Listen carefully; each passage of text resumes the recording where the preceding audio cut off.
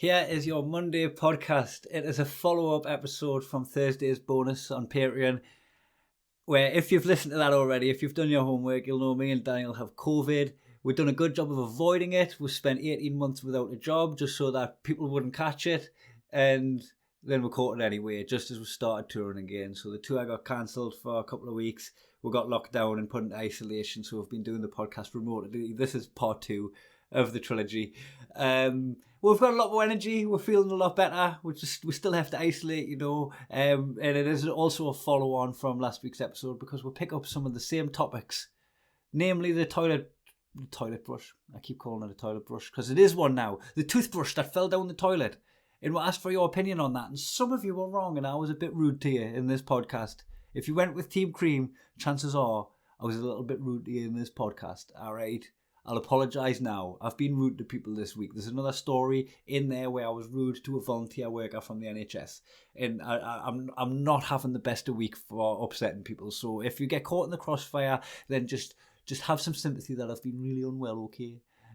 It was a fun podcast. It was nice chatting to him, and we'll be out of quarantine and touring very soon, so please enjoy these lockdown poddies. Sloss and Humphreys on the road. Muggins and cream, cream and muggins, straight thuggin', living the dream. And that's our intro. Fucking muggles. Tickling the clit inside your head that makes you laugh.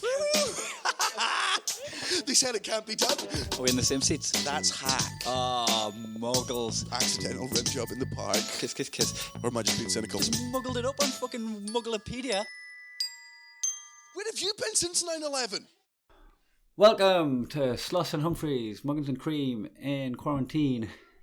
Isolating some more. How's your COVID? It's lots and lots better now. I've been shite in the mornings, Daniel. Aye. And then getting better as the day goes on. Aye. So just exhaustion. Just exhaustion, pure meh. Like, just no energy at all. No get up and go. My thumbs work, so I platinumed Horizon Zero Dawn, which I think I already tell you about, and then started playing Gods of War. The only symptom I've still got left is I've got a little bit of a cough, but it's like a regular cough at this point. But the exhaustion is a motherfucker, man. Like, the way I describe it is every time you wake up in the morning, even if you've had like between 8 and 10 hours sleep, you know when you've got to wake up at 6 a.m., right? And you set an alarm for 6 a.m. and you wake up and your alarm's not gone off and you roll over and you go, oh, please be 2 or 3 in the morning. Please be 2 or 3 in the morning. So I've got like 4 hours left. And you roll over and it's 6:25. You've slept in. And you're just like, oh, God, I've not had enough sleep. This is fucking awful. It's that all day long. I've been waking up with a super druth as well. You know what's been good, right? Because I'm an old man now, Danny. I need a piss at least once in the middle of the night. Aye. So when I get up for that piss, which is usually like 3-4 in the morning, I have my paracetamol then. That's a good shout. And then I wake up and it's kicked in, and I find the mornings a lot easier. Cullen, by some fucking miracle, has still tested negative to this. Wow. It's because of his gills. It filters out the COVID molecules. Well, and yeah, that or the vaccine that works. Or the spores that he releases, like, kind of counteract it. They cling onto it and actually rape the COVID. They do. It's just filtered out. Cara, on the other hand, so she tested positive like 2 days after me. So like I'd been sleeping in the spare room just because I didn't want to fucking infect people, and I was just sleeping most of the time anyway, feeling shite. And then at like 4 in the morning or 5 in the morning on Thursday, she came in. She's like, Daniel, I've got COVID as well. And I was like, oh, all right, okay. And she's like, you can come back to bed. And I'm just like, I'm fucking in bed. Like, that could have waited until, like, don't get me wrong, I'm glad you want to fucking sleep together again. But, like, could this not have waited until I actually woke up naturally and then you told me? But her symptoms have gone fucked now. So she just had like a sniffly nose for a couple of days. She's like, I feel fine. Like, I just feel like I've got a little bit of a cold. And then today, she'd always taken Monday off of work because we were going to do a massive, just a spring clean of the house, right? And that was compounded when we were put into isolation again. I was like, fuck it, let's absolutely gut the house from top to bottom, right? And I'm talking empty, like full-on cleaning, like taking out the fucking drawers and cleaning the drawers on the inside. Yeah, like, so that's what you've done today? Oh, we're about halfway through, so we're Well, still going... this is good progress, because I know if my symptoms were anything to go by, earlier in the week, I couldn't have fucking lifted a finger and, like that, chore-wise. I had a serious case of the CBAs and felt like a teenager. Aye. Well, that's what Cara's got unconveniently today. And it was just like, so I woke up and she was just like, can we She's faking it. She was like, can we delay it till tomorrow? Can we do it tomorrow? And I'm like, Cara, man, like, look, I had the fucking weekend off. I'm feeling better. And you put your feet up. Aye, you just go to bed, just have a fucking sleep, and me and Cullen will do it. And I fucking tell you what, he's a good little cleaning gremlin, that Cullen, man. Like, one foot in front of the other. Aye, so so what we did, because obviously we've still got like fucking isolate from each other, but because we're cleaning as well, we're both just fucking walking around wearing vests because we're getting vests and marigolds, right? as we like do different rooms, so that like I'm cleaning one room that he's not in, he's cleaning a different room.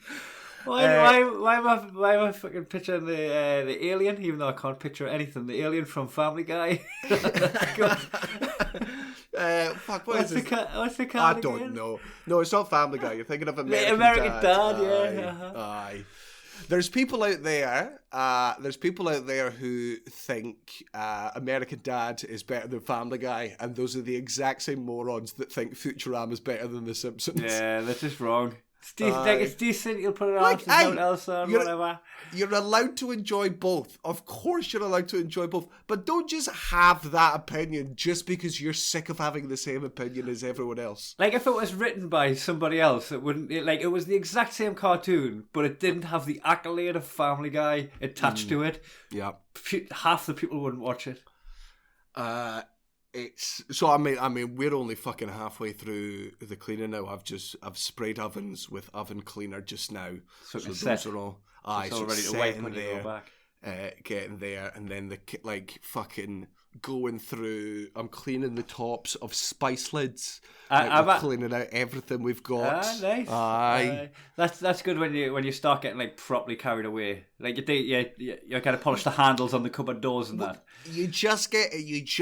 So like you're a consistently tidy and clean person, I would say. Aye. Like know when I do the bins, I wipe. Like when I take the recycle bin out and empty it, I'll give that a spray and a wipe before I put it back in the bin. I do that, but just because I fucking hate the stink of bin juice, like just so much, and also like bin bags leak. But I mean, Gene always used to say like there'd be a time when I would come back from tour and I would just fucking nest for 2 days, and it's what I would do is because I hadn't been in the house for 3 or 4 months. Like my way of just sort of mentally reclaiming it to myself is cleaning it from fucking. Yeah, you've been looking forward to seeing it. You're gonna get to know it intimately. Aye, and then hopefully at the end of this fucking spring clean, which is not going to end until tomorrow at this point, like we're just we've done. Is the house still in the like it's dirtier than when we started phase because you've got everything out? Yeah. We'll put it. Yeah, so like it feels like it's never going to end that phase. Everything above floor level. Like, everything 1 inch above floor level in the living room is absolutely fucking spotless. But fuck me, is that floor fucked? Because I'm wiping everything off onto the fucking floor at this point. Sort of sweeping it away as much as I can. That's going to be your end, boss. Aye, but that's the last bit. The last bit you do is the fucking floors, and then I keep saying to Cullen, and Cara, and I'm just like, let's try, like, and once we've done this, let's try and keep it clean. And they both look at me and they're like, you know it's you, like you know it's you. You're the reason it's this messy. We tidy up as we go along. Cara regularly fucking cleans the place, but I'm the cunt that just sits there and be like, I tell you what, I'm not gonna do anything now, but in 6 months. I'll put a fucking shift in. So you're doing all of your day-to-day cleaning all in a wanna. Just get it out. Just fucking get it out. I think it's real positive signs that you're feeling better, mate. Because that's... I do, but man... That's something I couldn't have even fucking thought with doing last week. Everyone pray for Cara, because also she came down very briefly, And she's like, can I help? And I was like, no, you'll be fucking useless and you'll just get in the way. Just go back upstairs. And her muscles had started to hurt. And I was like, oh, fuck, you might just be at the start of this at this point. She might have a couple of fucking days left. But we're doing well enough that to everyone in fucking Bristol and... Birmingham? No, Birmingham's fine. Oh, I thought that's what you were going to say that what we're doing. Yeah, the ones we cancelled. So Portsmouth and Bristol, those have already been rescheduled. Brighton. They're going to be rescheduled for like a month or two away. We're not going to keep you waiting too much. Thankfully, because, if you want the truth of the matter, because every comedian in the UK's tour was cancelled, everyone is trying to reschedule their tour at 100% capacity because they are lazy comics. They are lazy touring comedians, and none of them can be arsed to fucking do 4 shows. So the way it works is if you're selling out a 1,200 seater and that 1,200 seater is reduced to a 25% capacity, that means you do it 4 times. You do it 4 times, and that's what we're doing. We try to do 4 times in Leeds, 4 times in Newcastle. And that's how we're going to keep it going. 4 the times in only Manchester. reason, just so you know, all these comedians that have fucking rescheduled the thing, right? They could be performing in your city. They just don't want to because they're lazy fucking comics who just want to do a one-off show and then fuck off because they hate your town. Unlike us, who hate your town but still come. Stay anyway. But we still stay anyway. For you, the listener. You. Speaking of towns we fucking hate, Birmingham, Jesus Christ, your traffic is the worst in the world. The worst road system in the UK, and that is including London. Birmingham, despite the fucking shitness of your roads, we're coming in. Well, I'll still be there on Friday when Cara's at the peak of her illness. It's already fucking sold out. But just understand that we're going to honour the tickets that we do. Oh, no, but I can only play to 25% of the people. Oh, right, okay, well then why don't you be a fucking professional comedian? Because I was told, I got phoned by Test and Trace and I was told I had to isolate until the 25th. But before I was told I had to isolate until the 25th, I hung up on them. Oh, yes, please, for the love of God, let's discuss this. Me and Cullen were dying the other day, right? Please. I felt so bad. No, start the story from the top, come on. I managed to get me apologise to the... No, let's not. You're not a good guy, yeah? Okay. Let's talk about what a fucking wanker you were to volunteer for no reason. Ring. Right, hello? Right, 0800 number. Right. Uh-huh. I picks it up. Hello, there. Is that Mr. Kai Humphries? It's, like I'm talking like sweet old Scottish man. Like maybe he's a pensioner. Like, should you be working? Yeah. Just sweet old Scottish man. Hello, is that Mr. Kai Humphries speaking? I was like, yeah, it is. And they were like, hi, it's such and such from Test and Trace here. Where I'm just phoning about your positive result. I was like, oh yes, okay. And they were like, okay, but before I carry on, I'm going to need to confirm a few details off you. Can you tell us your name? I was like, well, you just give us me names. It's Kai Humphries. You just said it. I'll give you that one back. Right? He was like, and I'm going to need your number as well. Can I get your number? And I was like, you just rang us off it. You just rang this number. I was like, oh yeah, it's in case it cuts off so I can ring you back. And I was like, well, if it's the system that's fed him the number, fair enough, right? 07860 blah. I'm not going to read it out on the podcast. Nearly did though. Nearly did. And then he just went, right, and I'm gonna need your postcode and the first line of your address and your date of birth.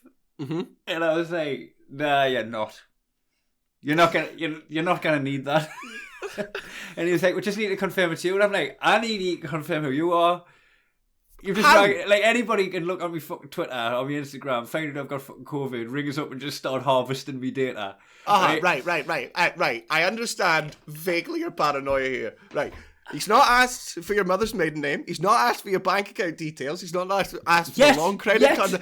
Right, so when you get there, that's when you put up the fucking walls. Already? Mate, already. It's not even your full address. He just wants the first line, not the postcode. He just wants that little bit. It's just a little confirmation. Already it feels a bit like too much because, I've spent a monthly amount on a PO box. Because people want to send us housewarming gifts and Christmas stuff, like in the last previous months.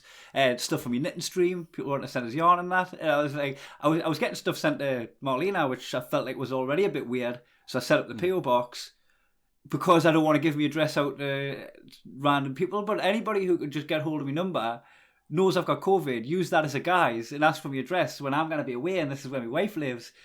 I'm just on high alert for shit like that, man. Like I literally took this phone call, and the guy starts harvesting data. There's no bedside manner, and he like, oh, how you doing? And he like, oh, I heard you got a positive result. How you doing? So I'm just gonna prove it to you. Can you give it? And like you said, it didn't get to the. And I said to the woman when I spoke later, I was like, I didn't know how many questions I was going to answer before they were asking for the 3 digits on the back of my card. Right, so that's the one you don't answer. Aye, but I'm not going to. So this is what I did do. I went, okay, I've told you what I'm willing to tell you, my name and my number, because you've already got it, right? Aye. But if you're not a con artist, and because one of the things he said as well is, I wouldn't do that to you, which is a very sweet thing to say. Uh-huh. But it's going to take more than the word of the con artist. You know what I mean? Man, I just, like, literally, you were told, like, you were texted by the NHS, we are going to call you from this number, from an 0800 number within the next 24 hours to track and trace. And you'll be there being like, this is some fucking clever cunt trying to work out where I can live. Because, you know, the internet's a dangerous place, and people just want to murder my wife. While I'm away, they'll check me tour dates, they know I'm away in Birmingham with Daniel, and they're going to they've got the first line of my address, they can just backwards it from there, and they're going to go in, and they're going to murder her. Is this Glasgow paranoia coming from a man that lived in fucking London for 5 fucking years? Mate, did you just dive in with our address? The fucking, what? I bet there's some absolute psychos want to get hold of you.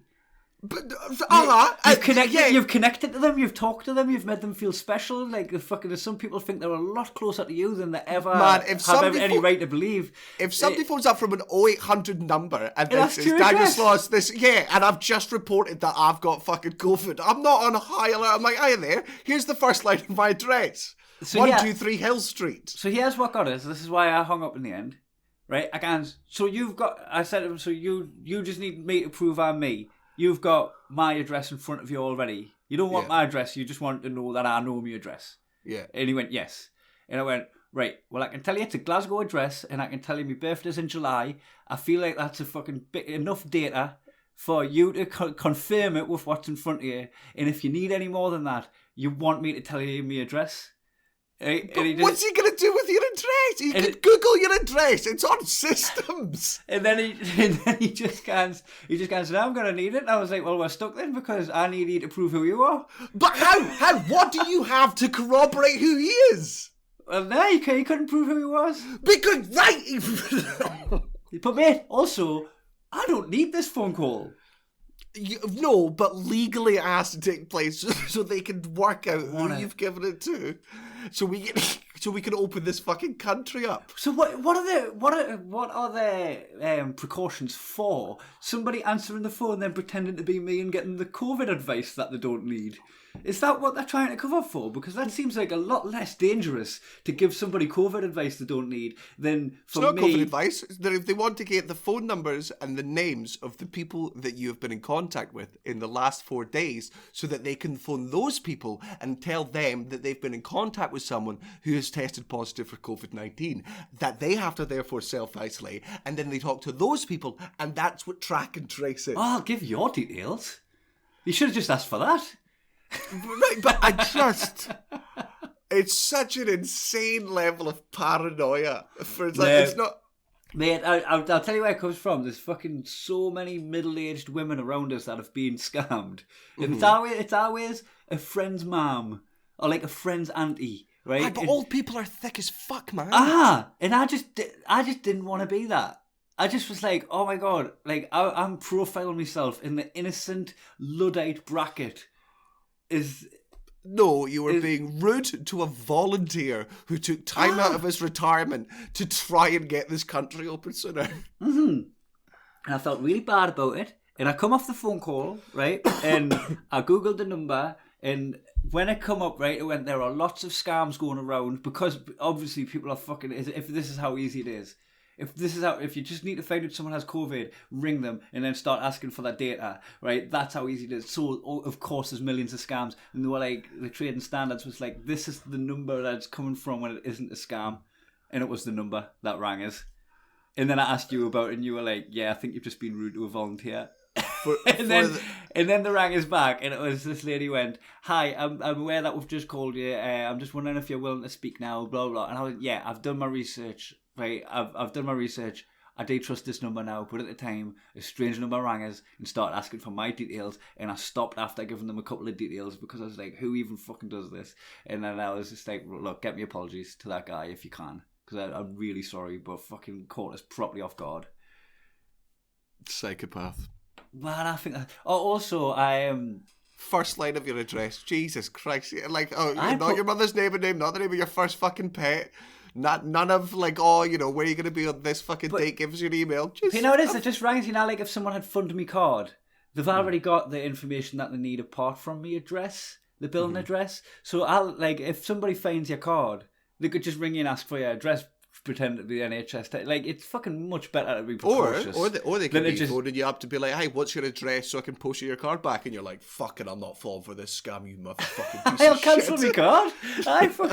Just cancel me card. I'm not going to fall for that. You've turned into me. I don't know how this has happened. You fucking just hate the public and you've got no trust in any normal human being. No, I've been witness to a few scams lately that I just refuse to be. Even if Sofology rang us new, which by the way, fucking Sofology still haven't given me footrest. Like, Have they not? coach arrived, not the footrest, right? I finally get in touch with them and they went, "Oh, we'll book a delivery for like 15th of June or whatever." 15th of June just came and went, and knew I can't get hold of them again.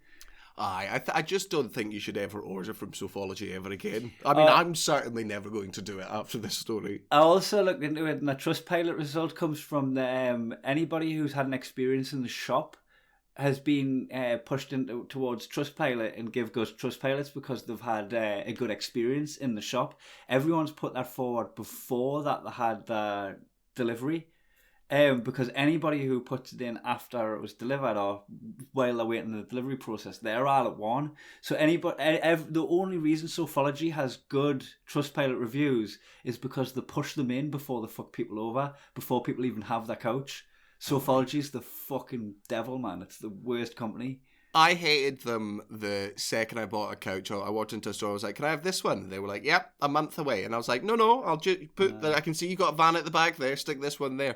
Oh no, this is a display only. Well, fucking have stock! We've had this rant. We have, and I just feel like they've got good products, so people will still shop there. That product, like the sofa that arrives in mint. But however, man.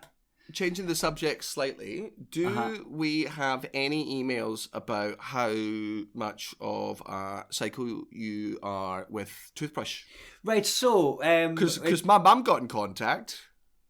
Okay, what did your mum say? I'm interested to hear this. Latest podcast. Kai is so wrong. Throw away a perfectly good toothbrush, hotel toilet disinfected daily, then only used by them, not a public toilet, but share a toothbrush I'd with literally this... just had a shit in it. With the same woman he won't kiss in the morning, so he won't have a risk a slight hint of morning saliva, but he'll happily use her toothbrush to mash her saliva in her mouth. Use her toothbrush to mash her saliva and mouth bacteria into his gums. You're just showing where you got it from there. That's all you're doing. You're just saying, oh, he has the psychology behind why I'm a fucking tramp. That's what he just did. Or the science from the PhD having scientist. Right, so the kissing thing for me, right? That's just the experience, right? It's just it's just a like I'd rather just you've got an ensuite bathroom. My bathroom isn't that far from my bedroom. It's so much easier to just go and fucking sort your mouth out and have a much better experience. That's all it is. Like I don't think she's gonna catch any from us. I don't think it's rank. I wouldn't go kiss my girlfriend. I would just make some adjustments. That's all I was saying there. Now the toothbrush thing, right? I get the memo. I'm not going to catch anything. It is definitely mind over matter, right? But I'm not going to put the toothbrush in my mouth that's been down the hotel toilet. In the same reason, you're not going to drink out of an England cup. It just feels wrong. It just feels so dirty, it's right. So you're admitting it's a rash, don't they? No, I think. Well, I didn't think I'm going to catch anything, right? But the whole thing is, my whole thing from the start is I don't need to put that in my mouth. It's been in the toilet, and I'm in a position where I didn't need to pick it up and put it in my mouth, Danny.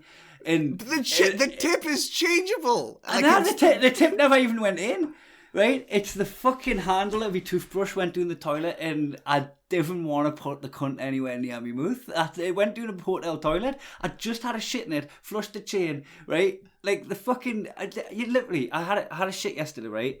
And I looked at the clip of the toilet, right? Aye. And I'm like, what he would put. That's what I was thinking because I've been ruminating on this. You'd pour a fucking bucket of water out of that, dip your toothbrush in it, and just give it a wipe, dude. I was like, however, man, have some self-respect. Oh, I'd take the toothbrush off. I go, that tip's probably gross, and I'd throw that tip away.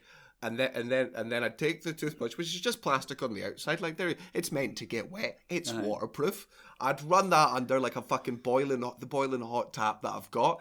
Give it a fucking wipe with a bit of soapy water, and then I'd stick a brand new lid on the top, brand new top on the top, and I'd go, oh, new toothbrush. And I would also get an England cup. I'd pour a cup of tea in it. I'd pick it up by the handle. I'd drink it, and I'd go, that cup of tea is the same as every other cup of tea. You know that's a shite analogy. It's a right? fucking mate. It's the analogy I'm going for because right. Just as long as you're aware that it's like Natalie's listening to this, going, that's a dog shit. Well, can I tell you analogy. something? Can I tell you something? There's fucking way less at stake to drink out of a fucking different team's cup than there is to pull a fucking toilet toothbrush and put you're it in your aware mouth. that I've never refused to drink. This is a hypothetical scenario you've absolutely pulled out of your arse. So I put the Patreon comments have been open to suggestion, and a handful of people have been Team Muggins, a handful of people have been Team Cream. Some of them have been, I'm Team Muggins about the toothbrush, I'm Team Cream about the morning kissing, right? And there's been enough comments to vindicate me where they're like, yep, hotel toilets and near my mouth don't need to go together. There's enough to validate, to vindicate us, right? And there's enough to vindicate you. I'll tell you what I didn't accept at all from the comments.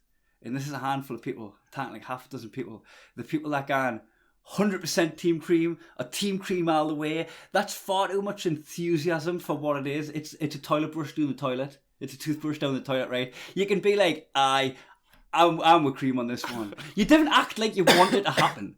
Didn't give it the energy like you're fucking keen to dip your toothbrush down the toilet. Oh, I'm 100% Cream, mate. Look, I do it all the time. I sometimes like you didn't come at it with that energy, man. You can look. Sorry your toothbrush fell down the toilet, but I'm Team Cream on this one. I would have wiped mine down. Like, I'm afraid. Oh, you should have just wiped it down, Kai. I know it's going to happen. It's mine now a matter, right? There should be an element of sitting on the fence but leaning towards just getting your toothbrush out the toilet and wiping it. There should never be like a 100%. Are you mad? Are you bonkers? You're not just putting your hand in the toilet and grabbing it and fucking putting it straight in your mouth.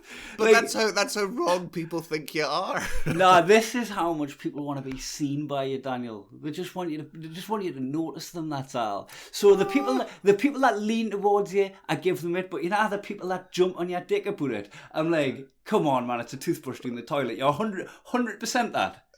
No questions. I'm zero 100%, questions. I'm Zero 100%, questions. I'm 100% zero questions. My logic is infallible. Just unplugged you. Hold on. I cannot hear your rant. It's for the best. I'll unplug Oh, the fucking gall of this to claim I was the one ranting. I missed the last couple of minutes. Don't worry, they're laughing. There's part of us when there was people saying 100% and Team Cream all the way. And is this your way of telling me that there was nobody that was 100% Muggins? Is that? There was people like, no, that doesn't go in your mouth.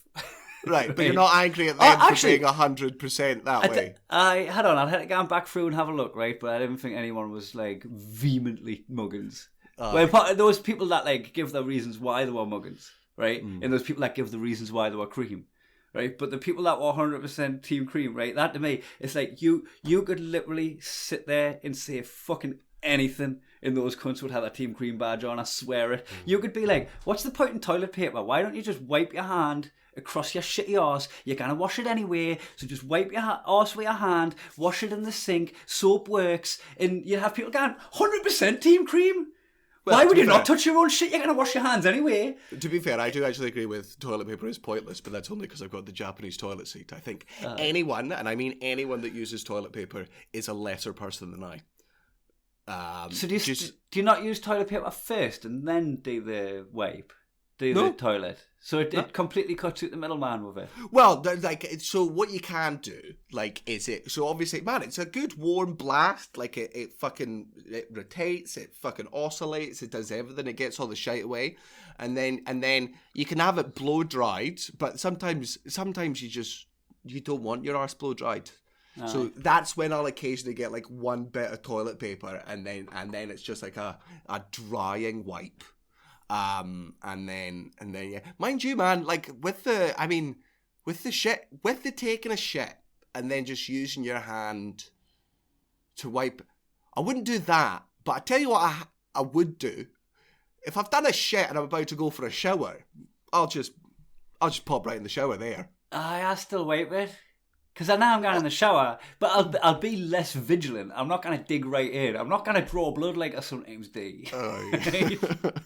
I'll give it the first couple of cursory ones, but the last couple where you're checking the toilet paper at the end, I'd maybe bypass that bit because I'm going to go in the shower.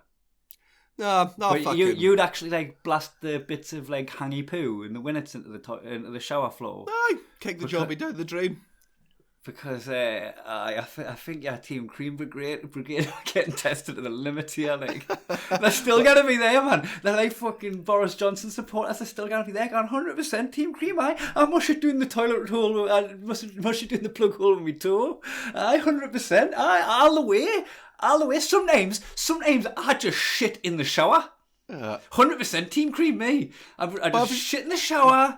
I sometimes get on my hands and knees and mush it down with my face. That's how Team Cream I am. I feel like you just don't like being outvoted here. I've been a terrible loser, Danny. I've fucking ruminated on it, me. I've been dying for this podcast, mate. I can fucking tell, mate. Mate, man. What the fuck? You've come in with a narrative you've created in your head. I've been off for a week, man. I've had fucking knee energy. I've had no today. And I've had a bunch of people saying that they would fucking just put the toothbrush straight in their mouth after 100% all the way. None of them said they would put it straight in their mouth. None of them said... Mate, I'm building it. I'm building it because I've judged them, right? Because I've judged E and I've judged them. And this is where we're at, right? We've got people who judge me for fucking being over-hygienic. Coming from the fucking man that also picks his nose and eats it, by the way. I was thinking of that. Ball. I was thinking of that now. The day of the fucking hypocrisy on both of us. The hypocrisy on both of us. Because fucking... Because if I wipe my nose like that, right, and I've got a booger on it, right? We know. Please don't tell us again. Right? I'd put that down the hatch if it meant I was in public. Right? Because I fucking come with my nose, it's fresh and it's made over matter. It's not going to take anything. Don't say it's fresh as if it's like fucking fruit and that makes it better. Fresh is worse in this scenario. Fresh is way worse. Don't fucking say fresh as it. Oh yeah, when it's got more of the fucking nutrients and more of the fucking flavour. Yuck, worse. I wouldn't let it rot on my hand and then. I wouldn't wipe it on the side of my fucking chair and then come back to it a couple of days later like fucking Will Ferrell and Elf picking off old bits of chewing gum and eating them. So I'm that guy. But if I drop my toothbrush, I keep calling it a toilet brush. Because it is now, that's what it is. And that's what it always will be from the minute that I get it out. You know what, it can't unbecome a toilet brush. So when he wiped down a toilet brush, and like, give it a rinse, and then touch your teeth with that? No, absolutely not. No. What is that? Is that because it's done it too many times? Also, it's done it too many times, and then also like it's sitting in that wee pot of just like toilet water and shit and everything. And I know there's extra bit like it's not just touching the toilet; it's stewing in like fecal matter and bits. And also, that's not a good brush for your teeth, mate. That'd be mad. I get the side of my nose, my gums would be sore. I could get my lips. It would be like a car wash. You put it in full mouth and then start like get it between your palms, flat palms, and start like you're starting a fire. I'm trying to explain the hand movement to the listeners. You can see us on Zoom, and then just absolute car wash the inside of your mouve. Toilet brush with your belt. Actually, I've changed my mind on all of this. It would, man, that would fucking gut the top and bottom of your mouth. You'd lose some taste buds. Oh, I had an ulcer right on me. Inside of me lip, like kind of on me tooth line, and it was rubbing it. I've been in a fucking bad mood with it. I can tell. You came in here fucking raging. I'm surprised you didn't have the fucking opposite of Schindler's List. Here's the list of the people that are not allowed to listen to the podcast anymore. I'll pull in the Patreon. I've lost about 40 quid there, Danny. I'll pull the Patreon. I'm like, fucking hell, guys, can't. I'll tell you how much I didn't love Daniel. Unsubscribe. Yeah, I just fucking I thought I'd come in with a bit of a rage on. Let's do something that annoys everyone at this point and just lose all of our fans and just go for a 5 minutes discussion about Scotland beating England 0-0. Aye, it was a good turn up for you. I thoroughly enjoyed the match. Oh, so I did too, like now, and I know I did at the time, because man, we were so underdogs, like just in this, and also like to ourselves, man. I was convinced we were going to get gubbed 5-1, right, and I was going to be celebrating that fucking one goal. But like, you were so bad against the Czech Republic. Yeah. That like I didn't have any doubts in my mind that we were gonna beat you like 2-0 minimum. I was like, this could actually be a fucking embarrassment for Scotland. Aye, and the pundits were saying all the same things. Fucking Rio Ferdinand was predicting 5 or 6-0. Nobody could see it going either way. And then, like, you can't even blame people for predicting it. You saw the Czech Republic game. Aye, but then, man, Tierney was amazing. The occasion got to all of the Scottish players. players. Form goes out the window in a derby. So your form completely out the window. The fucking expectations going out the window in a derby. It was a proper derby, and because I'm a Newcastle fan and Sunderland just haven't been around lately. Aye, I haven't had that proper derby feel in a while watching a game.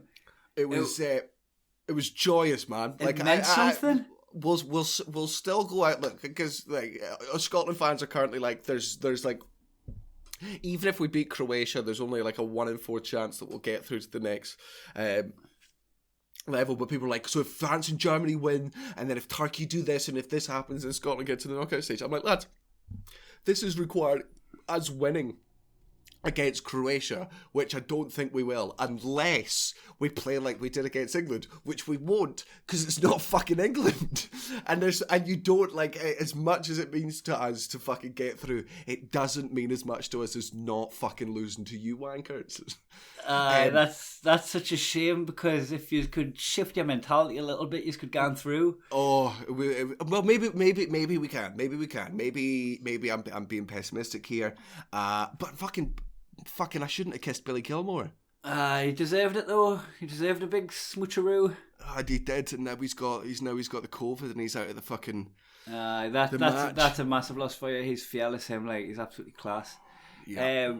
So I think it's hilarious how you and Mark Nelson and that were just like, look, just the way we were in the last World Cup, we can't be a run just for this one and all that. We can't he's left the football WhatsApp chat, and then England are about to play Scotland, and I started getting messages off Mark Nelson, drunk, just going, I fucking love you, mate, have yourself a good evening and all that. And I was like, are you an absolute sweetheart when it comes to the crunch? No, but it's our problem. That's the excuse we use. The reason we actually is because we get England fucking coverage. We get all the fucking England. I don't want to look at any of your shite fucking it's coming home memes. I don't want to hear about fucking Elliot's bullshit fucking analysis of the fucking England. I don't want to see all of you guys hype yourself up and then not be allowed to fucking laugh again. You know what the football chat's been? People just sharing videos of the Tartan Army tearing it up in London. It's been fucking hilarious. Aye, the group that we've got all of those. It's been fucking class. But did you see the great video of when Tyrone Mings and Declan Rice are getting interviews for Sky Sports? Aye. And it's just the Scotland fans chatting, you're just a shite Billy Gilmore. There was just a shite Grant Hanley to Tyrone Mings, right? And I felt a bit ripped off with that, because that's what the Geordies shouted to your guy, David Luiz, you're just a shite Colaccini. And that worked because he looked like Colaccini, right? And David Luiz is arguably better. I don't think that's exclusively Newcastle thing. I think it's. I know, right? But I was just like, people are sharing this as if it's like class and funny, but like literally the two guys you're on about are a different colour. Like, he's not even playing the game right. You're crowbarring it in, and then it completely redeemed itself because they were chanting to the William Shakespeare statue. You're just a shit Robbie Burns. And I was like, all right. If you're doing it to everything and everyone until you land on a funny one, then fucking funny. It's now after that fucking result, I was gutted that we weren't in London for it. I would have loved to have been down there and fucking experienced that. Just become a viral video. Aye, but I guess now we'll just have to wait another fucking 20 years until we qualify for something else. To be able to celebrate a tournament where we didn't even score a fucking goal. So I'm married to a Scottish woman who's always hated Scottish football because she's grew up in Glasgow in the old firm and thinks it's fucking horrendous and just like life would be better without a kind of fucking attitude. Like our family are big into Scottish football, and she's never really paid half an interest in football until she starts going out with me. And I get her into the Premier League, and she watches the Premier League, and I didn't know football could be good. Aye, right? aye. And she gets to know all the players. She fucking watches through lockdown. She's watched practically every single game with us. Like she's as into the football as I am at this point. It's great for me, and she started looking like she was leaning towards England because she knows all the players. She loves Phil Foden. She's watched his entire career pretty much up to this point. Mason Mount too. Jack. She's been paying a massive interest in Jack Grealish, all the handsome ones. Right.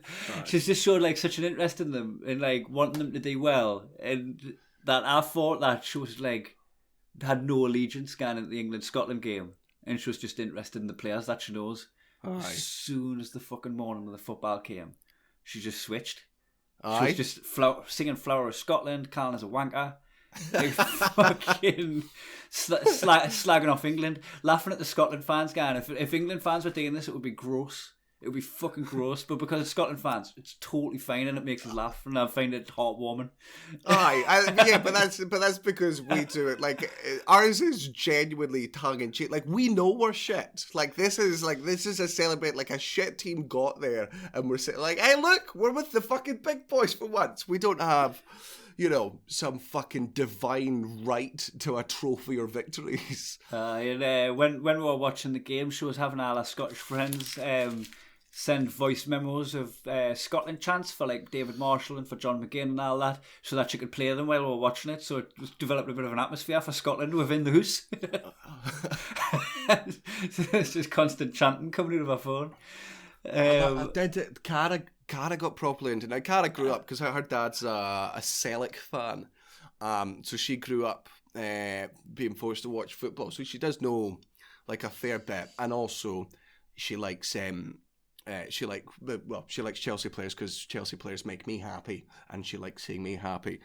But watching the football with her was, man, there was points where she was tenser than I was. Like, it's really class to have a missus who's into something like, not necessarily even exclusively football, but see when somebody sees something that you love and just goes, right, I guess I'll try and love this too then. If this means that much to you, it's good. And to be fair, Cara's and Natalie, very good for it, is with stand-up as well. It was always one of my fucking big things for relationships, which is, like, I cannot be with someone who doesn't also understand that they're getting into a relationship with comedy. Like, I could, you know, those comedians, like, that do fucking joggers in the comedy clubs and their partner hasn't seen them do comedy in, like, 4 or 5 years. I'm like, how do you do this?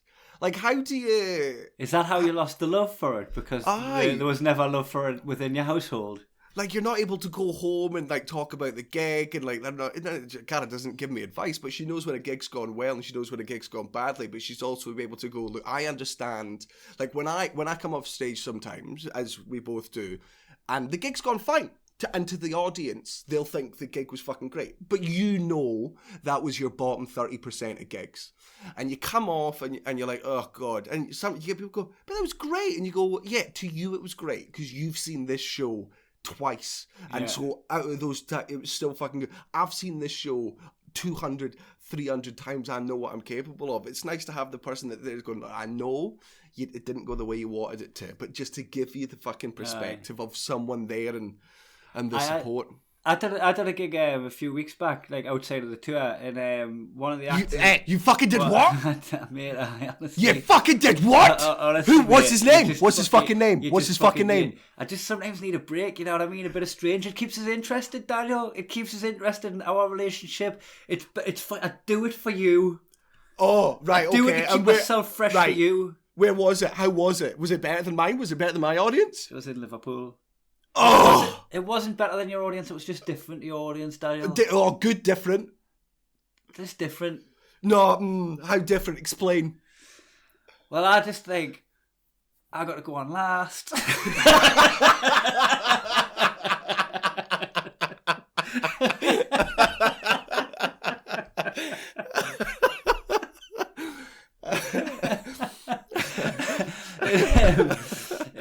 And when I was watching the gig at the back of the room, one of the comics that was on, his last was with a properly interview stand-up and in got comedy and all that, right? And I hadn't seen this comic that much, right? I've known him for years. I just hadn't gigged with him many times, and I thought he'd had a good gig, and she just knew. She was just like, "Oh, he wouldn't have enjoyed that," and I was like, "She knows comedy. She not just knows comedy. She knows what makes him tick." She knows what he's looking forward to a gig. She knows what those jokes normally get, and she's able to go, okay, that bit didn't get a laugh, and I can see that he's sped up here. And, that's a class comedy partner. Absolutely. And I was just like, oh, she absolutely fucking knows him inside out.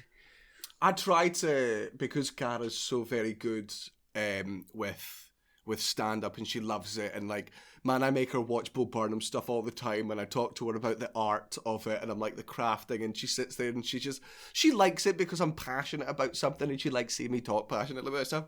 I fucking try to have the same interest in her work, but and I do every day. I'm like, how's work today? And she'll tell me, and I listen, and I don't understand what she does. I mean, I get it kind of, but just I'm good for the bitching bits. Like, where she's just like, I'm fucking sick of all these fucking old cunts. Like, I've got to do this fucking thing, and none of them understand the rules. And because they're old, and because I'm a little girl, right, they just think they can fucking talk down to me. And because I'm this person's assistant. I'm nobody else's assistant, which means I don't have to do anyone else. And they're like, can you do this? And she'll just go, no. And these are men born in the fucking 50s who are like, what do you mean, no? I don't get told no. You're not my wife. So it's like, what's this? I'm good for like being like, oh, those bastards. But see, when she's talking about how hard spreadsheets are, I'm like, man, do you want to talk to Marlena? Because she'll. I don't understand the ins and outs of my wife's day. She'll tell us bits and bobs here and there, but like, you know what? Look, our jobs are just a bit more interesting. I know, but and I know that's true, and I know that she would say that too. But part of me does feel like guilty because I do want it to be like an equal relationship. But it doesn't need to be in that respect. Natalie would rather talk about my work than talk about her work. Aye, that's not just a me thing. That's also a her thing. Oh, but yeah, can you imagine being in a fucking relationship where she was like, can we talk about my work now, with the same sort of, I need you to care about this as much. But I'm like, but fucking Greg Davies doesn't work at your work. Like, your work is nobody's hobby until it becomes their job. Yeah. I also I'm constantly like, the people we get to interact with, I guess, are like people that are, again, lovers of our job, and like they're craftsmen and women in their own way, and they're artists, and they love talking shop, and they love all this stuff. And I guess people just don't have the same passion in a lot of office jobs as well. And you know what, like in our staff rooms, we get to hang out with like the funniest people in the world. And that's a fucking real selling point. It's a real perk of the job. Mind that time we done the festival in Galway and we were backstage, and it was me, you, Glenn Wool, Andrew Maxwell, fucking Reg D. Hunter. And just it was lit back there, man. It was kind of locked in, like in the office, the admin office, and we're having a few beers in there, and it just went off, man. Like everyone on fucking top form, and I'm sure when like all the best heads in HR get together and start fucking spitting fire about HR, I'm sure on a level to somebody that fucking is interesting. Well, I bet HR is actually good, because HR people, they'll not be bitchy to anyone else in the office because their job is to deal with bitchiness and to deal with, all this sort of stuff. But I bet when all the fucking HR heads are in a room, they're like, right, fucking masks off. Do you know who's a fucking cunt? The gossip, turning the gossip they've harvested over years into opinions I'm not allowed to have at work. Aye. That's their version of jokes that they can't tell on stage. Opinions they can't have at work. Aye, they just fucking sit there being like, fucking Steve. I know he's not sexually harassed anyone yet. Oh, in fact, you know what? I bet he has, but just nobody's come forward yet. They've got like a fucking Deadpool of like who they think is Who's gonna lose their job? Who's gonna lose their job? Who they're waiting for? Who's gonna be like discriminatory? Aye, somebody comes in, they're like, I feel like, look, I'm just getting a heavy hates Polish people vibe off of him. He uses the right words, but I can feel what he means underneath the correct use of words. I've almost caught him saying Polak twice, and it's so close. I've nearly got him. Oh God. Maybe it's not gone. Maybe I'm still dying. Aye. Oh, maybe. Oh, right. I'm going to change the subject again just because you've got PlayStation 5 now. Yes. And it's just come out for the PlayStation 5. I know you're enjoying God of War. I'm glad you're enjoying God of War. So good. Man, I spent Father's Day just being a really strong dad. Aye. to that boy. I love him. We're also thoroughly enjoying Operation Tango, which is a really good two-player that you got to play over mics, and one of you's a spy, one of you's a hacker. I played level 1 with my dad yesterday. We were waiting for my brother to come on Rocket League, because that's what I did for Father's Day, a little game of Rocket League with my dad. I did level 1, so I'd done it from your point of view, you know how you were the hacker and I was the spy. I didn't know that's what you were saying. It's an entirely different game. So one of you's a hacker, and you've got to go into the systems, and you've got to talk to the other person who's walking around the building and get them through. See that one with the laser beams? And I was like, oh no, I get it. There's I've gotten back into one of my favourite games in the entire world, The Long Dark, and the reason I've got back into it is because one of the greatest reality TV shows I've ever seen in my entire life. It's called Alone. Have you ever watched it? Nah. Or heard of it? Man, it's insane, right? So they just send 10 people into the Arctic, right, to win £1 million, and they go last man standing, and that's it. With the risk of death in the Arctic? So they go, here's a fucking pickaxe, right? Oh, sorry, here's a regular axe. You're allowed to take your bow and arrow. You're allowed to take like a little bit of wire, and you can have some tarpaulin, and you can have a sleeping bag, and you can have a fire lighter, and then also, last person standing wins £1 million.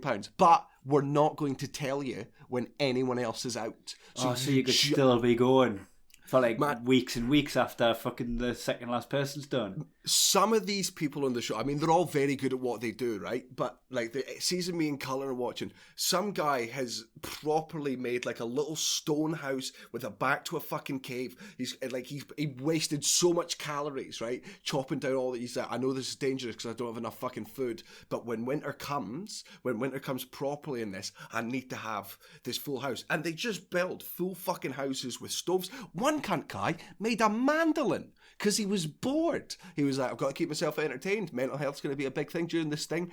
What's a mandolin? Like a colouring little fucking guitar? Yeah. I thought that was them colouring in things with the shapes. No, one guy gave himself a fucking tattoo, right? He's sitting there, proper hard man, finds a fucking bit of elk bone, chisels that away into a sharp point, gives himself a fucking tattoo, then catches a squirrel and gets food poisoning off the squirrel and has to tap out immediately. One guy, he's walking along, he's building his fucking house, his leg falls into a hole, and he just goes, oh, that didn't feel great. And then it just cuts to 3 days later, with there's just this huge pussy sack in the back of his leg, and he's like, I think I might have to tap out at this point because I could go fucking septic on this. It's such a good show, but it's gotten me back into The Long Dark. So what's that called? Is that Alone? Alone. Where can we watch that? If you've got a Skybox, it's on that. Okay. Oh God, it's good. And then get into the game. The Long Dark. That's the one where you just land somewhere in an abandoned Arctic wilderness and you've just got to survive. Nice. Oh man! Is that a PS5 game? They've just released on the PS5 for free. Nice, cool. Because I've been going back through PS4 games. The only PS5 game I've played, that one with you, which I'll tell you the name of it again, Operation Tango. Yeah. Belter 2-player. So good. Different screens. Got to be different screens. So online's perfect. Resident Evil Village, loved it. Oh, It Takes Two as well. It Takes Two. I have played that. I am playing that with Natalie. me and Cara completed it. You basically play a mum and a dad who are getting divorced, and while they're having an argument, like the daughter cries onto like two dolls that she made of her mum and dad, Cast and a then curse, the spell on you. yeah, and then like their souls are put into and you've got to work together. It's a team game all the way through, And you're helping the squirrels beat the wasps, and you're just little miniature people trying to get back to your daughter. If you're a gamer and you're with a partner who's not really a gamer, this is how you fucking trick them into it, because it's it kind of is a kid's game, but it's not. But like it's simple enough controls. You know what I did as a baby step before that. You know the get to know the control pad game that's built into the PS5, the Astro. What's it called again? The little robots. Yeah, those ones. That is such basic controls for children, right? Aye. That my wife, who's only ever used the remote to try and find Netflix on my PlayStation, right? That's the only reason she's ever used the control pad. She got the hang of moving around with that and got right into it, and that was a good baby steps onto It Takes Two. And you can actually, like, because it's multiplayer, you can do a lot of the heavy lifting with what you need to do. Yep. For them. You talk them through it and they enjoy it. Like, it's bright colours, it's nice. Another great one is Sackboy Adventures. Me, Cullen and Cara been playing that. Nice. So you can play that as a 3. Oh, you can play it as a 4 as well. So if you come round, it's fucking control great. Pad class. But I've got 4. Man, nice. I love multiplayer games so much. Like whenever I get a console, you want to be ready for people coming around. Yeah, my number one priority is get 4 controllers. Just because. If any can't do the toilet or whatever. Oh, right. Football starting soon, and I need to get back to my spring clean. So shall we move on to some your father jokes? Yes, I think I've got some written down. Mine's are a bit shite because... You haven't been very well, Daniel. Yeah, but I have been spring cleaning. Like, I literally delayed this podcast by 45 minutes because I was enjoying the spring clean so much, so I do want to get back into that. Also, I've been off. You know how to live. I've been off weed for ages, right? And I'm because I'm an addict, and I just need to fucking get back into a stage where I'm in control of it. And the vape pens are just so fucking deadly and easy to use. I was like, you know what? Too convenient. Yeah, too convenient. I'm gonna take some time off of it. And then when I was cleaning today, right, in one of the cupboards, I found a fucking wee bag of weed. A fucking wee bag of green. Actual green. Aye, so I've said to Cara, reward. Use a reward system. Aye, and I go, look. I'm not going to go back to the pens, but there's enough in this for literally one fucking hit on a pipe, and I might fucking might do that later on tonight. Nice. Alright, treat yourself after. I think. Also, enjoy the football tomorrow, because thank you, friend. I'm gonna set up a little war room in my living room. I'm bringing the other telly through. I'm gonna put that on. I'm gonna have the England game and Scotland game on separate tellies, and we can both go through together, holding hands, skipping into the last 16. I'm not optimistic, but I am hopeful. But even when we inevitably get fucking knocked out for whatever reason, I got to watch my country play in the fucking Euros, and it's been a joy. Let's just hope you get to watch them score. Oh man, because there's some big celebration videos going around for the kids to look back on again. But Dad, you didn't score in that tournament. You're like, no. But look how much fun we had. But we beat England 0-0. Imagine we had scored at some point. So hopefully you get to have a goal. Instead of wanking himself silly, your dad wanks himself sober. Like, you know those 5 a.m. coke wanks when you just do it to knacker yourself out. Oh my God. Your dad broke his nose Eskimo kissing Elliot Steele. Your dad holds his breath until he gets what he wants. Your dad has piss flaps on his butthole. Your dad thinks rhinos are just male unicorns.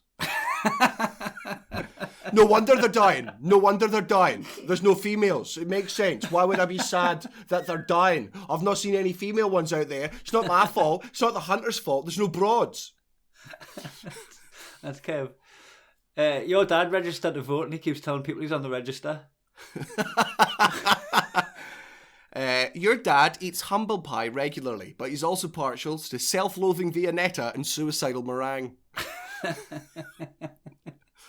Sorry, suicide or meringue. No, you're right. You're right. Hey. Your dad thinks hitting children is fine because he turned out all right. And you. All of your dad's big toe. All of your dad's toes are big toes. Aye. All right. Well, we'll see the Patreon subscribers on Thursday for another. If they're still around after my tirade. After Kai called you all out for having the audacity to have an opinion and some logic, you can subscribe to that. We'll still 100%. It'll be another lot. It'll be the last lockdown special. Hopefully, the last isolation special we'll ever have to do. Yes, jinxed it. And then we'll see people in Birmingham over the fucking weekend. Yeah, and then there'll be more shows next week, but we'll plug those then. Right, sweet. See you later, mate. Bye.